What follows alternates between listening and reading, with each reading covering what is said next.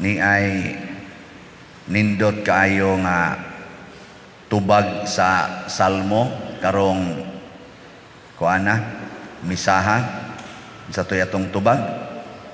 Ginoo, mao kini ang lungsod nga nangandoy pagtan-aw sa imong naong. Kining lungsod sa Dios way laing pangandoy, magsige ra gyud tan-aw sa naong sa Ginoo. So kaning mga tao nga or kining lungsod sa Dios, mao ni silang mga tawhana nga wa gyud laing pangandoy. Ang ila ra gyud pangandoy ang pagtan-aw sa naong sa Dios. Kamo karon unsa may inyong gustong tan-awon? Naong sa Ginoo o inyong naong?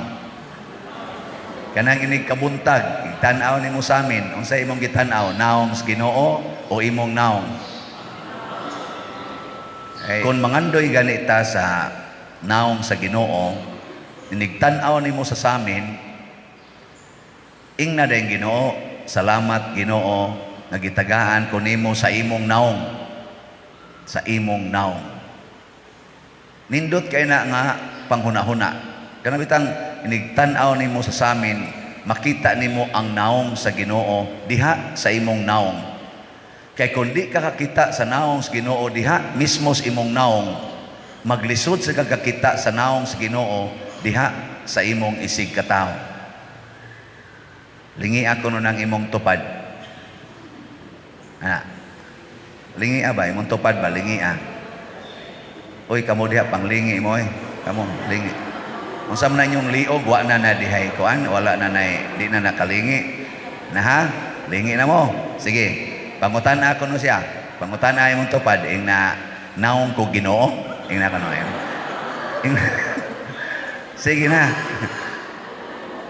Kay lisod kayo kung kanabitang mo bitaw na nga manag-away ta, maglinibakay ta, nya mga sala baya na magdinumtanay ta, magsinawayay, nya ang uban insecure kayo sa ilang naong, hala kiss-kiss diri, color diri, paputi diri, nga naman na insecure sa ilang naong kay tan-aw nila gud naong raman silang tao, wa man mo angkon nga naong kus Ginoo.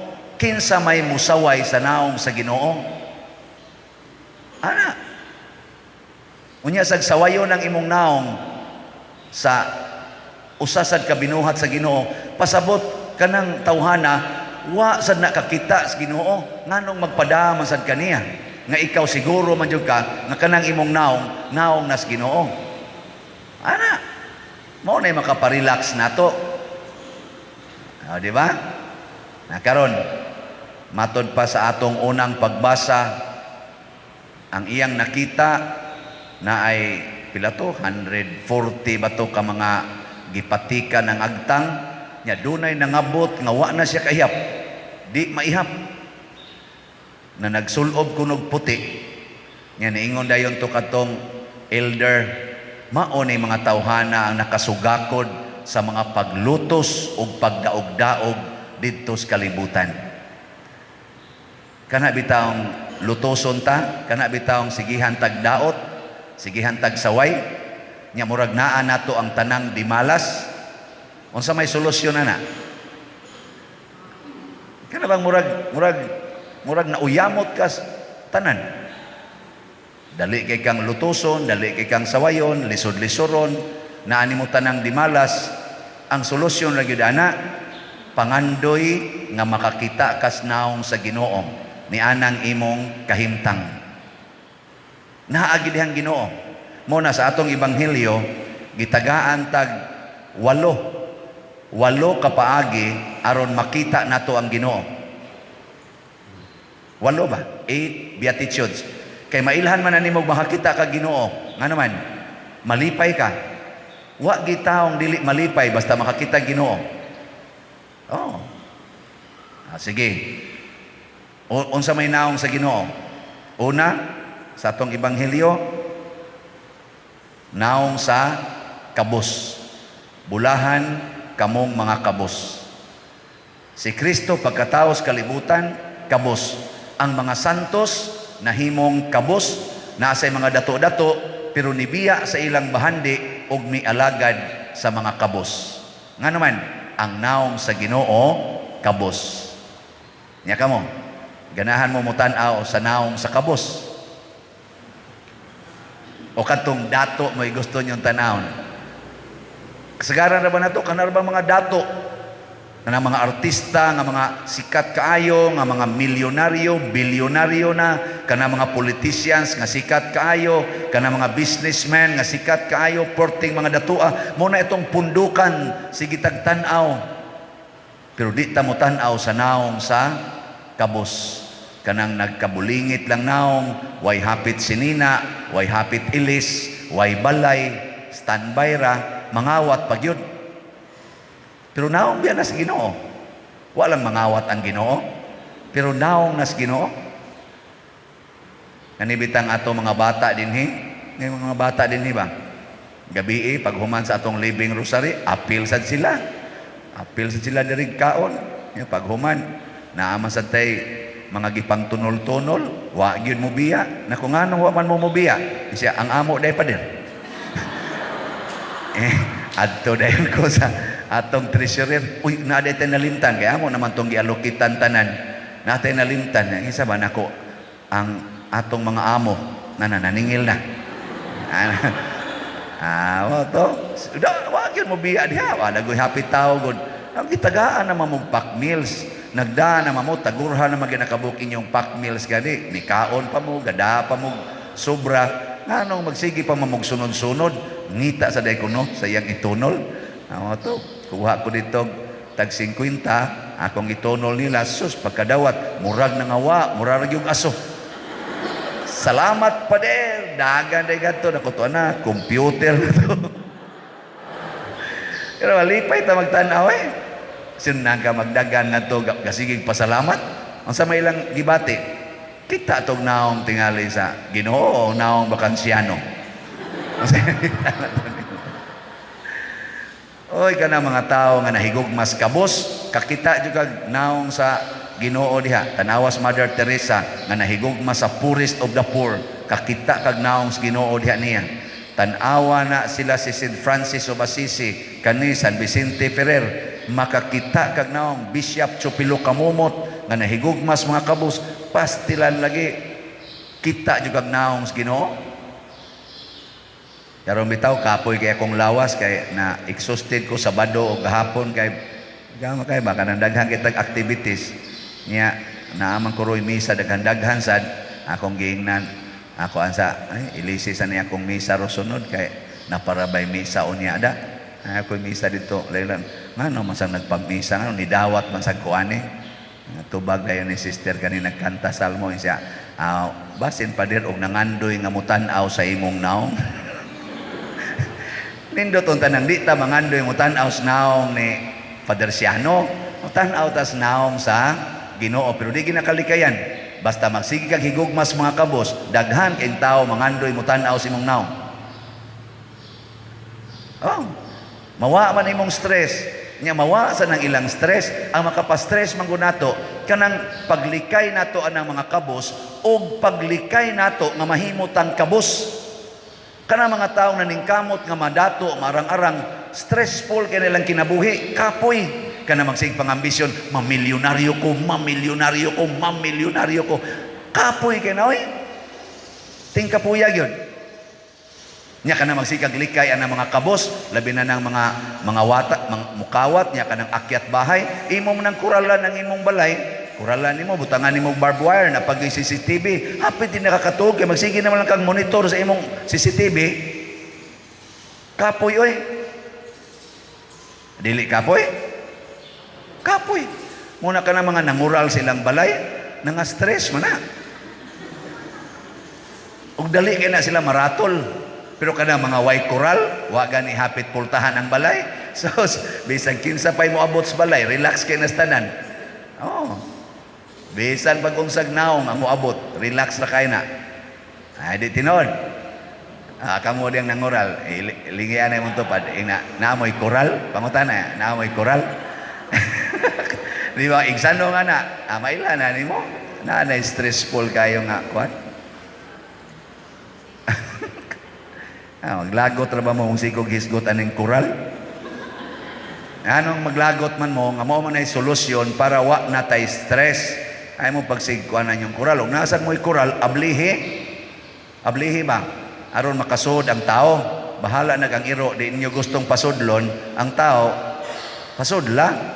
Kay naong manas Ginoo, kanang tao, naong nas Ginoo, ang iro, binuhat ya po nas Ginoo, pero wa mo ingon ang Ginoo, ang mga animals, ang mga langgam, ang mga kahoy, ang mga isda, akong naong. Wa, basaha sa Book of Genesis.